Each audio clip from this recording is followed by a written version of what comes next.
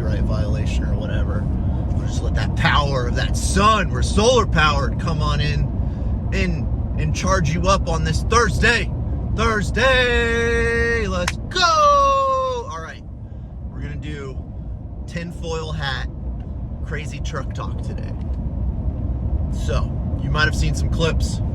Elon Musk has some out there that are like, oh, the most dangerous, this is a terrible Elon impression, the most dangerous threat to humanity is a falling human population. And then Jordan Peterson's got a bit that's like, oh, well, you already had one kid, the second one is what it is, and you've already messed up at that point, so at 2 kids you might as well shoot for a full football team kind of thing, right? So a lot of the elites, or some of the elites, are like, hey, we need to be breeding and procreating and reinforcing our population. And like I said, this is tinfoil hat truck talk time. The greatest, this is a default opinion of mine that doesn't, and I apply it to a lot of context, but the greatest geopolitical threat to the United States and the American way is and has been China, or communist China, for 50 years, 60 years, right? Everything. They want to be #1 global superpower. And as of right now, they've got us beat by population. I think it's 3-to-1 is the population ratio or something. And now let's all take a second and think about what our political enterprise, our political system's built off of: capitalism, which is the transfer of commerce and goods and services for money. And you know what really, really helps the economy, a capitalist economy? Having more consumers, having more labor, having more capital. And now we're in a time period where, like, we are just throwing money around. It is getting crazy. The second largest bank failure in the history of bank failures was the 3rd bank to fail this year. Let's think about that for one moment. The second largest bank failure ever just so happened to be the 3rd bank to fail this year. Now, what Corona taught us, if anything, was that our economic system was very fragile, is very fragile. If we didn't teach us that, it just made us realize that. And all right, fine, I'll try to move some sun out of the way, but it's too powerful of a light. I need it.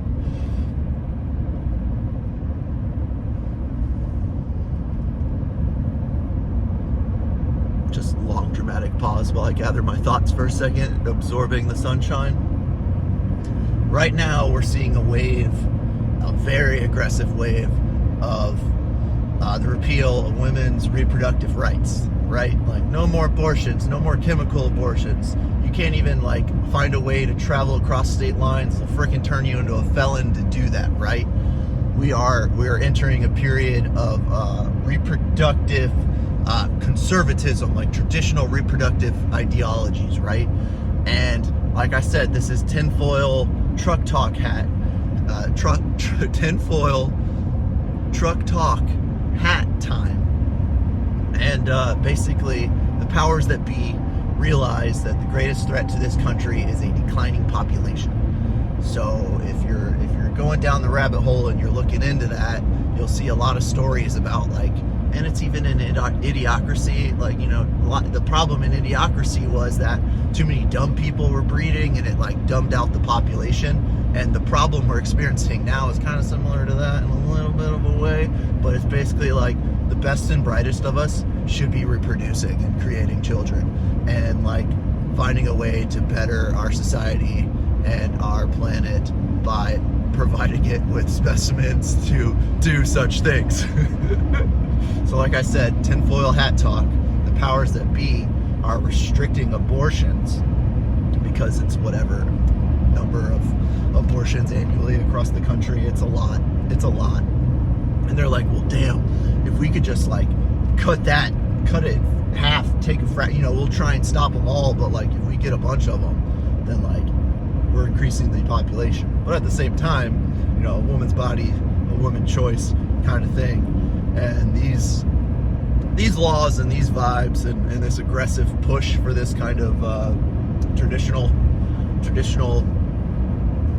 historical value. I don't know. I always figure I'm not an abortion historian by any measure, but like I always figured that somewhere throughout the chronological timeline of human civilization, we were probably aborting babies for a long time. Because like we were a nomadic species, we were going to and fro, and like if you had somebody who wasn't ready to like travel and give birth, it's like, geez Louise, you gotta slow down and get eaten by wolves probably. So I'm assuming that throughout human history, for particular reasons, whatever they may have been in the context of that time, abortion was an option. Like technically, even if it's illegal, it's still an option, but like it's a risk play at that point. But anyways, back to being crazy and conspiracy, is the powers that be know that in order to compete with a global China who, like, I watched a documentary about industrial spaces, and I'll try and link it or find it and what it was called, but essentially it was this photographer who went to the largest man-made whatever factories, quarries, largest man-made whatever had the largest square footage impact on the environment, and he filmed these places. And I swear to you, 90% of the movie took place in China, and the amount of infrastructure and just the investment in themselves that they've made in the last 50 years possibly outweighs everything that we've done for ourselves as a country, investing into America, investing into our roads, investing into our highways, investing into our train services, and the light rail, commuter rail, freaking jet travel, drone travel. We need it all. We need to get to Star Trek future where we've got teleporters and we can just beep, blop, bloop, bloop. All in the good name of capitalism, so we can make more money and have more American populations than China, which like probably isn't necessarily a good thing. That's probably more of a strain on the environment. But then there's some argument saying that there's plenty of space on the planet for more people, we need to max it out. It's like, all right, if there is more space on the planet for more people, that's cool. What we have to do is improve upon the efficiencies of our supply chain, basically, right? Like we need to improve upon our ability to feed and support this giant population. And before anything, like instead of like, this is a problem I come in on my business sometimes, is that like I'm so gung-ho to get something done and make something happen that we're just like, bam, let's get all the materials, let's get everything to site, let's get it set. But you get too much shit there and it's now in the way, and it's actually hindering your ability to progress the project forward. So like maybe calm down on the like anti-abortion like craziness, like just calm down a little. Like, it's cool you have values, it's cool you believe in that. It's like, all right, I get you. But like I've said before, you know, like my First Amendment rights don't trump your First Amendment rights. But like once you start like basically imposing a doctrine upon people, then like, yeah, now you're fucking with other people's rights. But what about the unborn children? They should have been born. I don't know. I don't have an answer for that. It's not my place to come up for that conclusion. But essentially, you know, I'm going to take the hat off now, throw the tin foil in the garbage, because like you're talking crazy again, man. You're talking crazy. But really, I go back to that documentary. They have factories where there's like 100,000 people all dressed in similar suits, just walking around building widgets and gadgets that we buy off of Amazon for, you know, $10.99, and get that delivery, shipping plus the packaging and all that stuff straight to our house.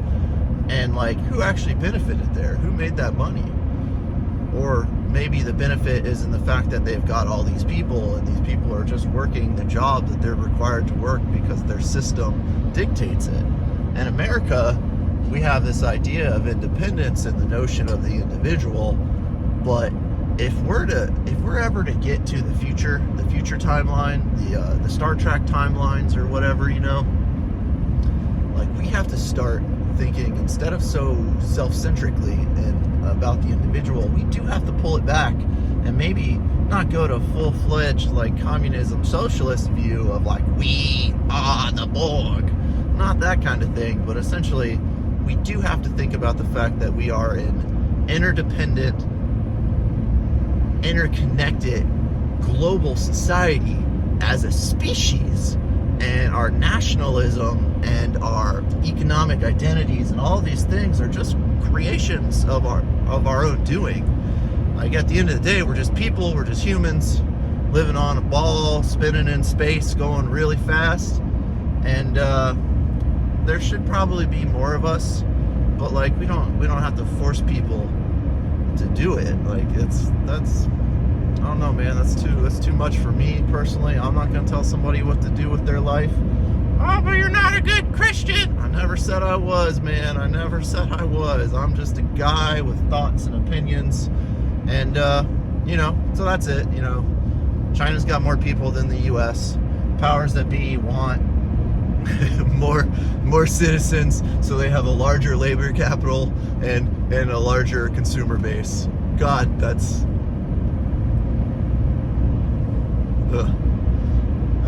a dark thought. It's dystopian as all heck, but like in some ways it's utilitarian to its max.